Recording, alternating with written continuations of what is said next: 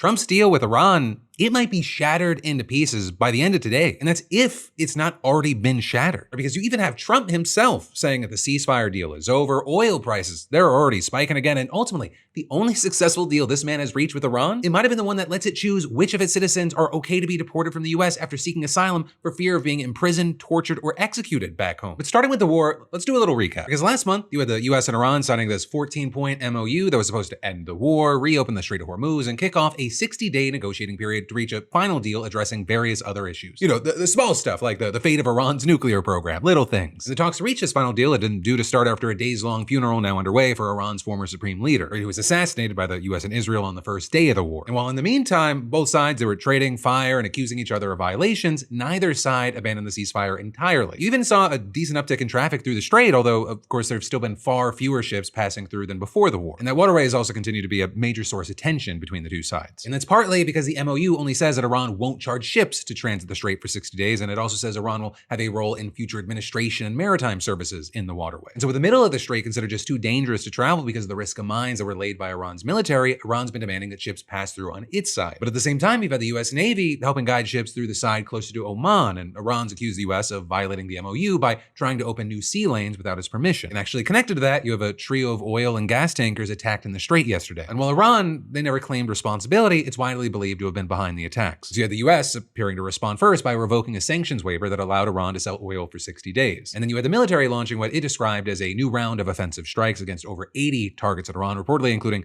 Iranian air defense systems, command and control centers, coastal radar sites, anti-ship missile capabilities, and more than 60 Islamic Revolutionary Guard Corps small ships in and near the strait. And you had US Central Command claiming these strikes aimed, quote, to degrade Iran's ability to continue attacking international commerce flowing through the international trade corridor. And then you had Iran's military responding by targeting 85 American military sites in Bahrain and Kuwait. Within all of this, leading to Trump reacting today by seeming to say that he's giving up on the current ceasefire. To me, I think it's over. I don't want to deal with them anymore. They're scum. You know what scum is? They're scum. They're sick people. They're led by sick people. And they're vicious, violent people. And if they had a nuclear weapon, they'd use it.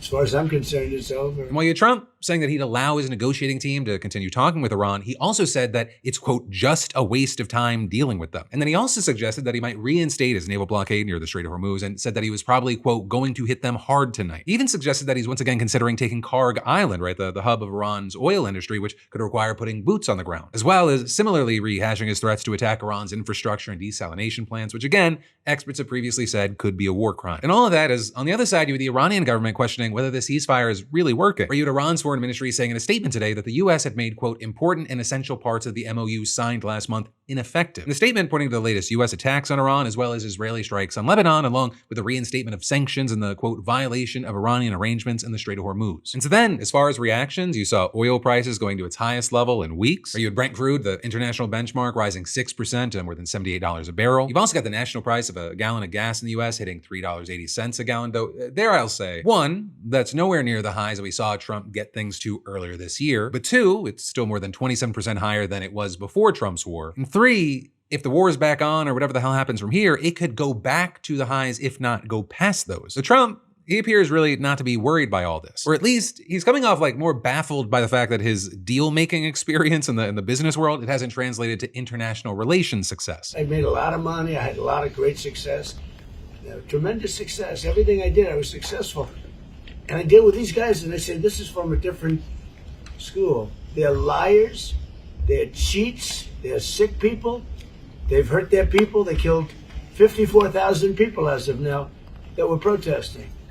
You know, when people say, how come they haven't taken over? They can't take over because they're dead. And Trump's apparent, disdain for the Iranian regime, like how it treats its people, it stands out for a number of reasons. One, because even though a lot of people have memory hold it, you had people pointing to the fact that Trump was sending ICE to cities, American citizens were shot and killed in the street, though obviously not at the level of tens of thousands, but then also two, during Trump's second term, the US has sent back more than 100 Iranians. And that includes, according to their lawyers, people at risk of being arrested, tortured, or even killed. The most recent deportation flight, it's believed to have taken place only weeks after the regime's crackdown on anti-government protests left thousands dead. And now, you've got a new lawsuit claiming that the Trump administration not only sent people back to Iran, but they actually worked with the Iranian officials to give them the people they specifically wanted. The lawsuit even says that immigration officials broke the law by sharing the names and immigration records of Iranian citizens who were seeking asylum in the United States, and then allowed Iran to select specific individuals for deportation. This including dissidents, members of Christian minorities, and people who had participated in movements advocating for women's and LGBTQ+ rights. We've got the lawsuit alleging that the two sides worked in tandem to pressure these Iranian detainees to forego their rights and to coerce them to agree to return to Iran without assurances for their safety upon return. And so overall, the situation with Iran, it's just a nightmare, chaotic mess. There's so many layers. It's like a 7-layer Trump fuck-up lasagna. Just handcrafted, homemade, right? No one seems to be able to quite fuck it up like Grandpa can.